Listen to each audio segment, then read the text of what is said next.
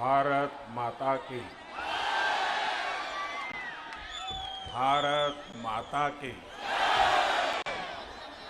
भारत माता की। নমস্কার। আপনারা কেমন আছেন? জয় জোহার, জয় গোরাম, बीधिरी, खड़गेश्वर महादेव, जाडेश्वर महादेव, मां सर्वमंगला, मां महिषासुर मर्दिनी, ऐसे अनेक तीर्थ क्षेत्रों की इस धरती, मैं उस धरती और धरती के लोगों को प्रणाम करता हूं।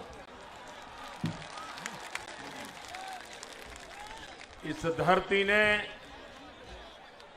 राष्ट्र सेवा में शहीद खुदीराम बोस,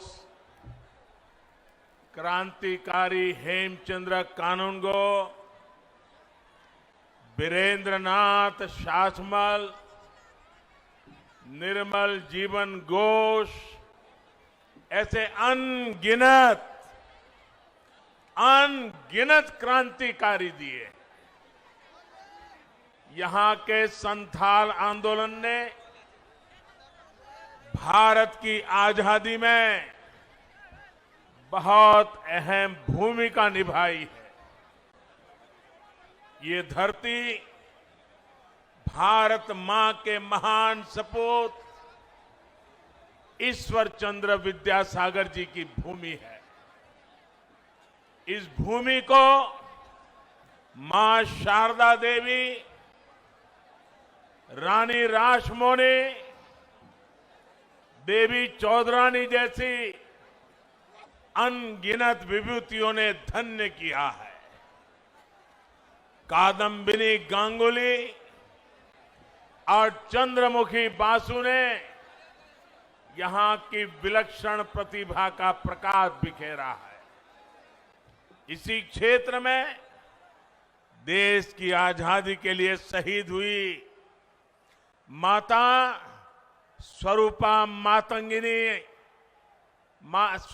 मातंगिनी हाजरा ने नारी शक्ति का सबसे बड़ा आदर्श प्रस्तुत किया है। मैं इस धरती का वंदन करता हूं। ये मेरा सौभाग्य है कि आज इतनी बड़ी संख्या में आप सभी बीजेपी को आशीर्वाद देने आए हैं। आपका ये उत्साह साफ साफ कह रहा है, बंगाल में इस बार बीजेपी सरकार, बंगाल में इस बार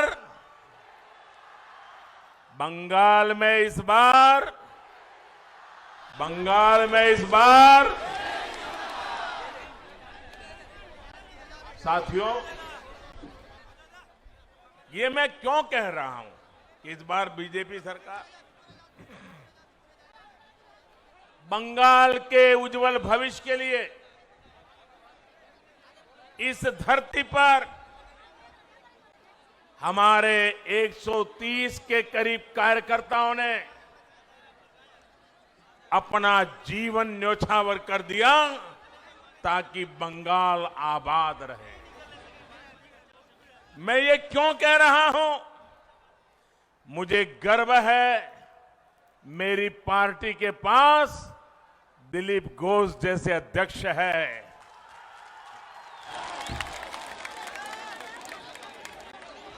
आज पार्टी को जिताने के लिए पिछले कई वर्षों से दिलीप घोष न चैन की नींद सोए हैं, न दीदी की धमकियों से डरे हैं। उन पर अनेक हमले हुए, उनको मौत के घाट उतारने की कोशिशें हुई, लेकिन वो बंगाल के उज्जवल भविष्य का प्रण लेकर के चल पड़े और आज पूरे बंगाल में नई ऊर्जा भर रहे हैं। और इसलिए मैं कह रहा हूं कि इस बार बीजेपी सरकार, साथियों, खड़गपुर के इस क्षेत्र में मिनी भारत की झलक मिलती है। भारत की विविधता, अलग अलग भाषाओं, बोलियों की ताकत यहां देखने को मिलती है। खड़गपुर का इतना लंबा रेलवे प्लेटफॉर्म भारत की पहली आईआईटी इस भूमि का गौरव बढ़ाते हैं। भारतीय रेलवे को मजबूती देने में यहां के लोगों का बहुत बड़ा योगदान रहा है। इस ऐतिहासिक भूमि पर मैं आप लोगों को अशोल परिवर्तन का विश्वास दिलाने आया हूं। अशोल परिवर्तन। आपने कांग्रेस के कारनामे देखे हैं, वाम दल की बर्बादी को अनुभव किया है और टीएमसी ने आपके सपनों को कैसे चूर चूर किया, पिछले 70 साल में यही देखा है। मैं बंगाल वासियों के कहता हूं, आपने 70 साल तक अनेकों को अवसर दिया है। हमें 5 साल का मौका दीजिए, हम 70 साल की बर्बादी को मिटा करके रहेंगे। बंगाल के मेरे भाइयों बहनों, एक बार आशीर्वाद दीजिए, एक बार आशीर्वाद दीजिए, हम अपनी जान आपकी भलाई के लिए खपा देंगे। सेवा का अवसर देखिए, हम कैसे अशोल परिवर्तन लाकर दिखाते हैं। आपके जीवन की एक एक दिक्कतों को दूर करने के लिए हम सभी दिन रात मेहनत करेंगे। यहां जंगल महाल के इस पूरे क्षेत्र में कृषि की व्यवस्थाओं को सुधारा जाएगा। इस इलाके में सिंचाई सुविधाएं बढ़ाई जाएगी, कोल्ड स्टोरेज का नेटवर्क बढ़ाया जाएगा और इसका यहां के आलू पैदा करने वाले किसानों को भी लाभ होगा। हम छोटे उद्योगों को आगे बढ़ाएंगे, उनके लिए भी सभी प्रक्रियाओं को आसान बनाएंगे। हम इस क्षेत्र में स्वास्थ्य सेवाओं को सुधारेंगे, गांव-गांव में सड़कों का विस्तार करेंगे। हम इस क्षेत्र में शुद्ध पानी की समस्या को हल करेंगे, हर घर में पाइप से साफ जल पहुंचाएंगे। हम आदिवासी वनवासी संस्कृति की रक्षा के साथ उनकी भाषा, उनके गौरव को एक नई ऊंचाई देने के लिए प्रतिबद्ध है। साथियों, मैंने ब्रिगेड मैदान में कहा था कि बंगाल का बीजेपी पर कर्ज है। बीजेपी जनसंघ से निकली पार्टी है। जनसंघ के जन्मदाता नाम की, जनसंघ जन्मदाता जन्मदाता नाम की, जनसंघ जन्मदाता नाम होच्छे श्यामा प्रसाद मुखर्जी। जनसंघ के जनक इसी बंगाल के सपूत थे। इसलिए अगर यहां सही अर्थ में कोई बंगाल की पार्टी है तो वो सिर्फ और सिर्फ बीजेपी है। बीजेपी के डीएनए में आशुतोष मुखर्जी और डॉक्टर श्यामा प्रसाद मुखर्जी का आचार, विचार, व्यवहार और संस्कार है।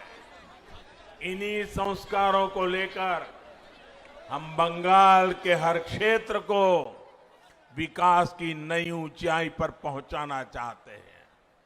हम सिर्फ बंगाल में कमल ही नहीं खिलाना चाहते, बल्कि बंगाल के लोगों का भविष्य उज्जवल बनाना चाहते हैं।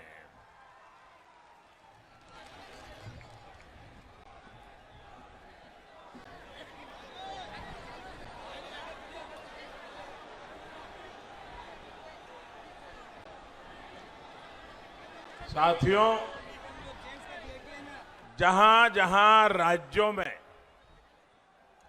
बीजेपी सरकारें हैं, वहां केंद्र और बीजेपी की राज्य सरकार मिलकर के डबल इंजन की ताकत के साथ जनता जनार्दन की सेवा में लगे हुए हैं।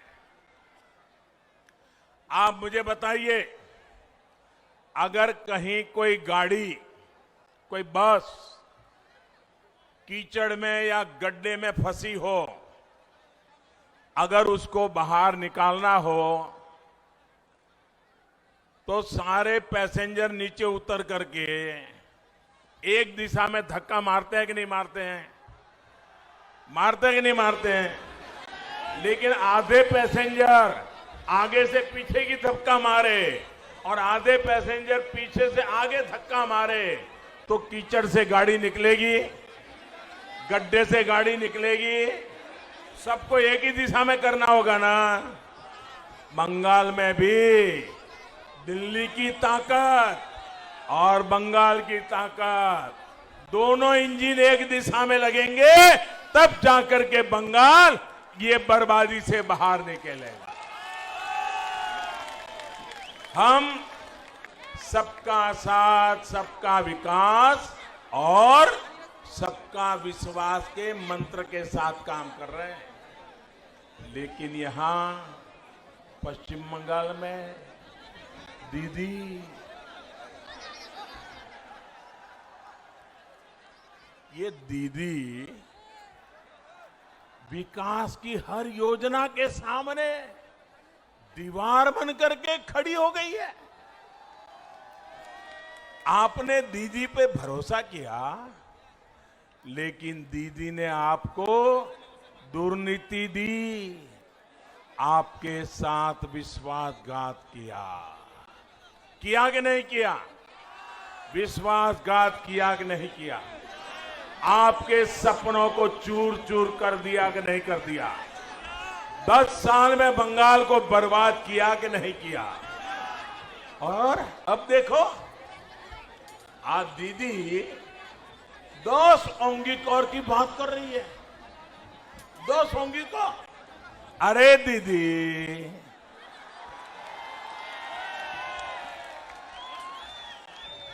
बंगाल के लोगों ने आपको 10 साल सेवा का अवसर दिया था, लेकिन आपने उन्हें लूट मार से भरे 10 साल दिए। आपने उन्हें 10 साल का भ्रष्टाचार दिया। आपने उन्हें 10 साल का कुशासन दिया। साथियों, आप मुझे बताइए, यहां केंदू पत्ता बेचने के लिए भी कट मनी देना पड़ता है या नहीं देना पड़ता है? कट मनी देना पड़ता है कि नहीं देना पड़ता है? आदिवासियों को भी देना पड़ता है कि नहीं देना पड़ता है? गरीब को भी देना पड़ता है कि नहीं देना पड़ता है? मजदूर को भी देना पड़ता है कि नहीं पड़ता है? बंगाल में ये कटमनी का सिस्टम बंद होना चाहिए कि नहीं होना चाहिए? ये बर्बादी जानी चाहिए कि नहीं जानी चाहिए? साथियों, आप में से कुछ लोगों को शायद पता होगा, कल रात को 50-55 मिनट के लिए व्हाट्सएप डाउन हो गया, फेसबुक डाउन हो गया, इंस्टाग्राम डाउन हो गया। लोग अधीर हो गए, चिंता में पड़ गए, सबके मन में सवाल खड़े हो गए। 50-55 मिनट के लिए हुआ था, लेकिन सबको हो रहा था क्या हो गया। लेकिन भाइयों बहनों, दुनिया में तो 50-55 मिनट ये सोशल मीडिया की कुछ चीजें डाउन हो गई। यहां बंगाल में तो 50-55 साल से विकास ही डाउन हो गया है, विश्वास ही डाउन हो गया है, सपने ही डाउन हो गए हैं, संकल्प भी डाउन हो गए हैं। मैं आपकी अधीरता समझ सकता हूं। भाइयों और बहनों, पहले कांग्रेस, फिर लेफ्ट और अब टीएमसी ने बंगाल के विकास को अवरुद्ध करके रखा है। दीदी का भी ट्रैक रिकॉर्ड दलित, आदिवासी, पिछड़ों का हक छीनना, दलितों का हक छीन लेना, आदिवासियों का हक छीन लेना, पिछड़ों का हक छीन लेना, गरीबों का हक छीन लेना और वोट बैंक की राजनीति के लिए तुष्टीकरण करते रहना, यही इनका खेल चला है। दीदी ने बंगाल के युवाओं के, यहां की युवा पीढ़ी के बहुत कीमती 10 साल छीन लिए हैं। दीदीर पार्टी होच्छे निर्ममतार पाठशाला। दीदीर पाठशालाते सिलेबस होच्छे तोलाबाजी।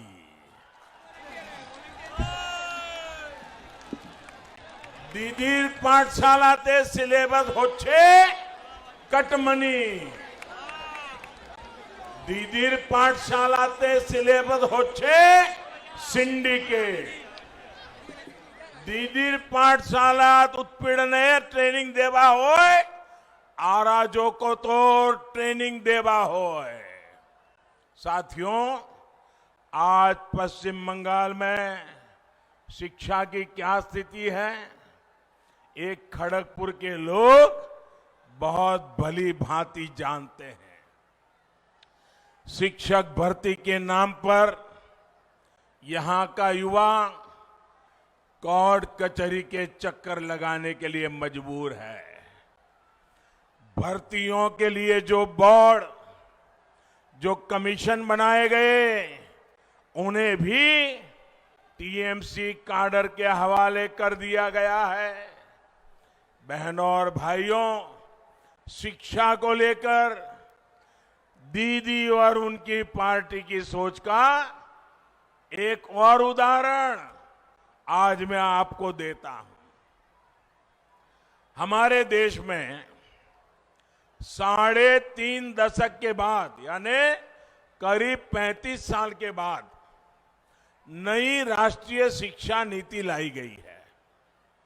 पूरे हिंदुस्तान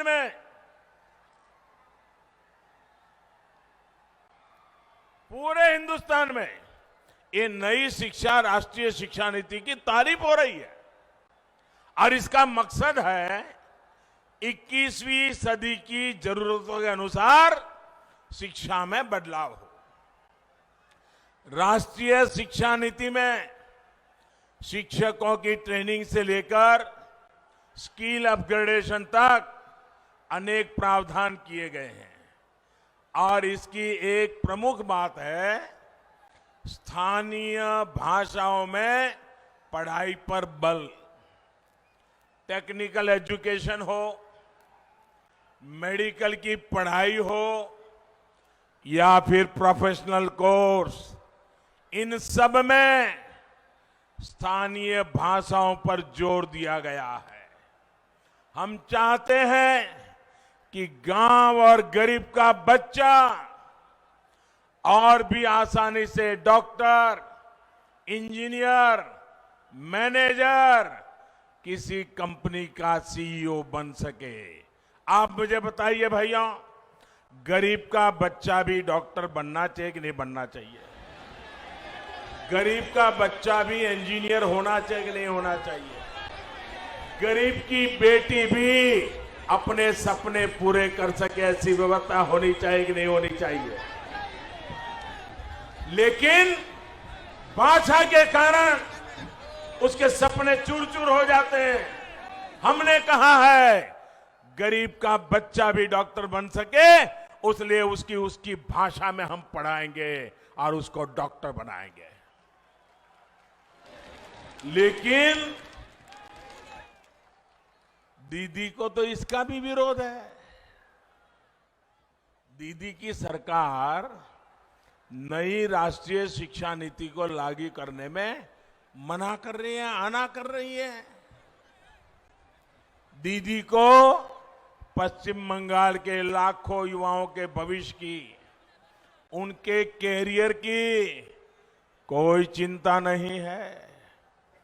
मैं बंगाल के नौजवानों को भरोसा देता हूं। मैं बंगाल की माताओं बहनों को भरोसा देता हूं। मैं बंगाल के दलितों को, बंगाल के आदिवासियों को, बंगाल के पिछड़े लोगों को, बंगाल के गरीब लोगों को आश्वासन देना चाहता हूं। अब दीदी को बंगाल के युवाओं के भविष्य के साथ नहीं खेलने दिया जाएगा। वो कहती रहे खेला होवे,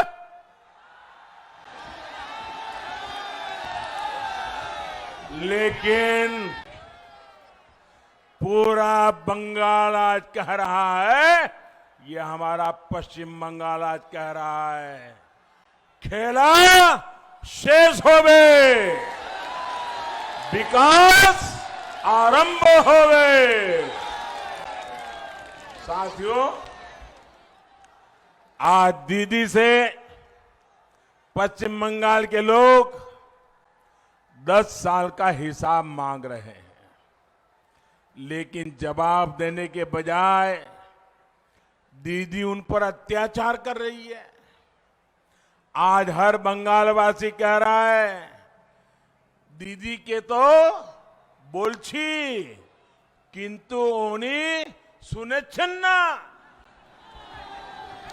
अम्फान चक्रवात का हिसाब मांगो तो दीदी को गुस्सा, राशन के चावल की चोरी का जवाब मांगो तो जेल में डाल देती है, कोयला घोटाले पर जवाब मांगो तो पुलिस से डंडे मरवाती है, चाकरी पर जवाब मांगो तो घर जला दिया जाता है। साथियों, आज बंगाल का गरीब पूछ रहा है कि उसको आयुष्मान भारत के तहत मुफ्त इलाज की सुविधा का लाभ क्यों नहीं मिलता। आज बंगाल का किसान पूछ रहा है उसको किसान सम्मान निधि के हजारों रुपए क्यों नहीं मिले। शहरों में रेहड़ी ठेला चलाने वाले गरीब पूछ रहा है कि उनको पीएम स्वनिधि के तहत आर्थिक मदद सही से क्यों नहीं मिली।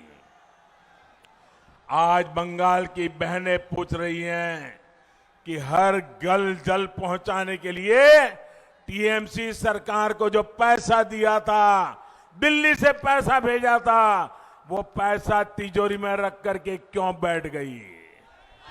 आज बंगाल का गरीब पूछ रहा है क्यों ममता सरकार ने लाखों गरीबों को पक्के घर से वंचित रखा। केंद्र सरकार की तरफ से बीते वर्षों में बंगाल के लिए 33 लाख पक्के घर स्वीकृत किए गए हैं। इनमें से लाखों घर अब भी पूरे नहीं हो पाए हैं। दीदी को लगता है कि इन सब योजनाओं का फायदा अगर लोगों को होगा तो लोग मोदी को आशीर्वाद देंगे। अरे दीदी,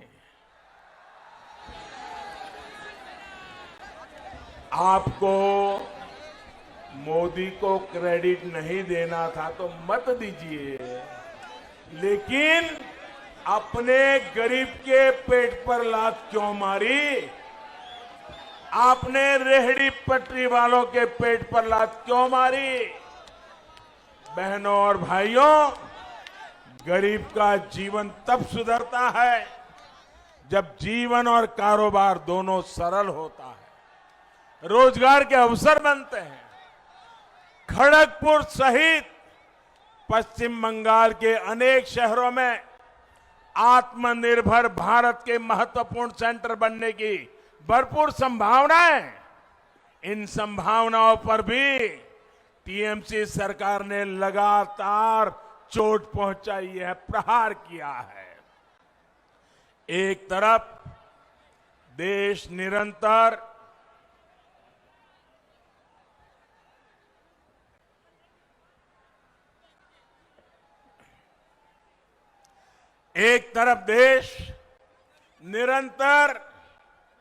सिंगल विंडो सिस्टम की तरफ बढ़ रहा है।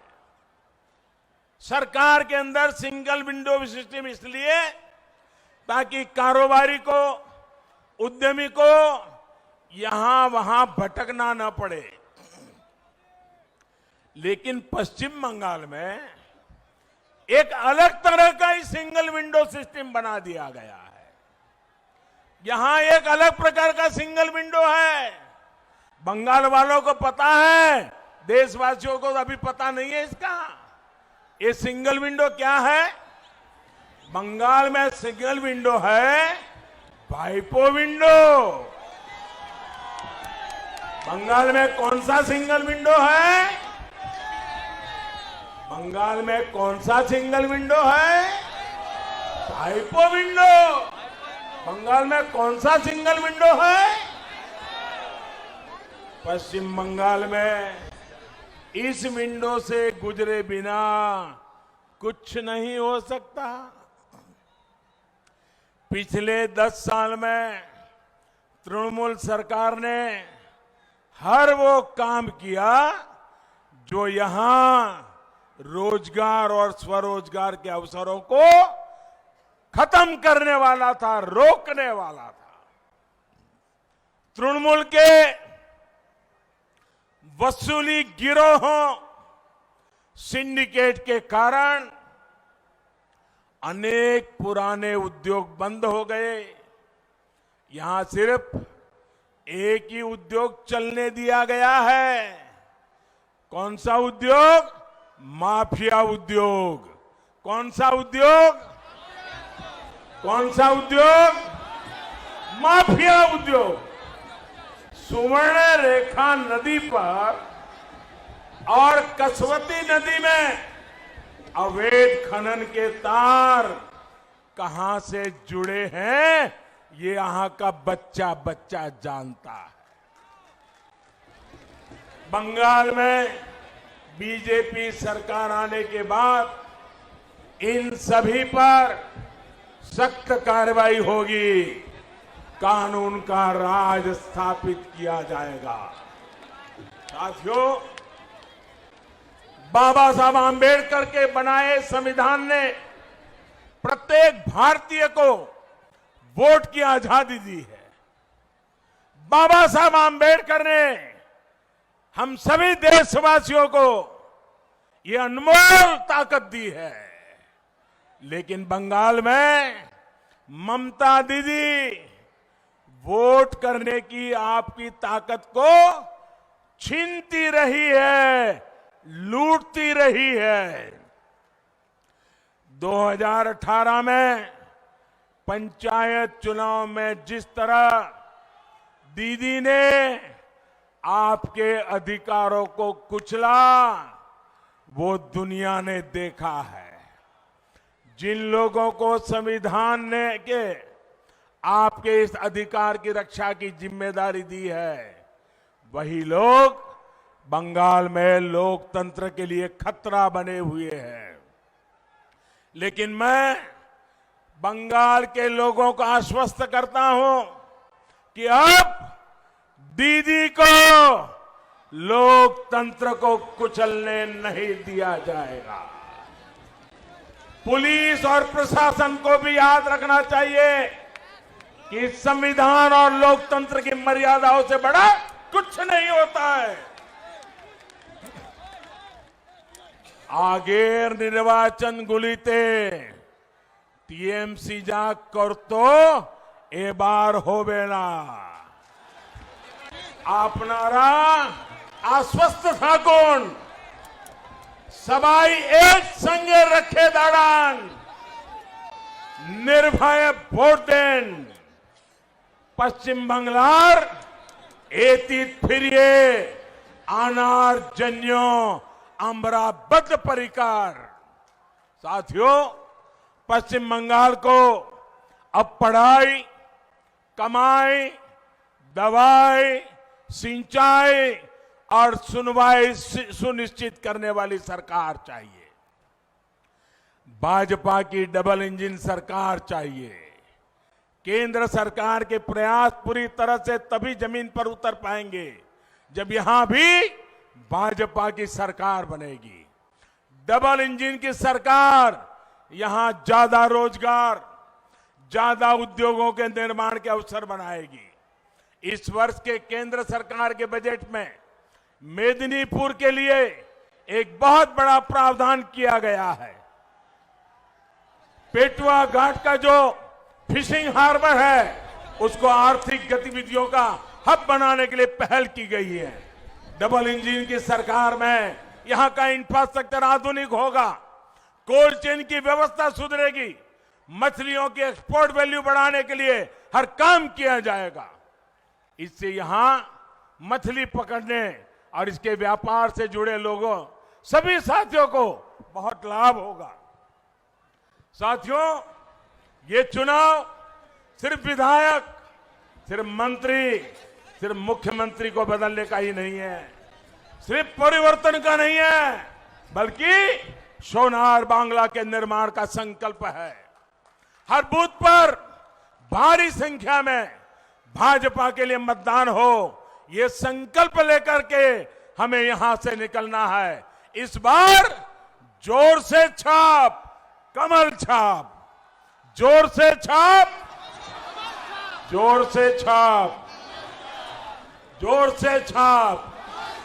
इस बार भय नहीं, इस बार भय नहीं, सिर्फ जय, सिर्फ जय। पश्चिम बांग्लार मानुषेर जय। कमल छाप पर पड़ा एक एक वोट डबल इंजन सरकार के लिए होगा, सोनार बांग्ला के निर्माण के लिए होगा। इसी विश्वास के साथ आप इतनी बड़ी तादाद में आशीर्वाद देने के लिए आए। मैं हेलीकॉप्टर से यहां आया, पूरे रास्ते पर लोग आशीर्वाद दे रहे थे। मैं आपका बहुत बहुत आभारी हूं और मैं आपके सपने पूरे करके रहूंगा। मेरे साथ बोलिए भारत माता की। दोनों मुट्ठी बंद करके पूरी ताकत से बोलिए भारत माता की, भारत माता की, भारत माता की, भारत माता की, भारत माता की, भारत माता की। बहुत बहुत धन्यवाद।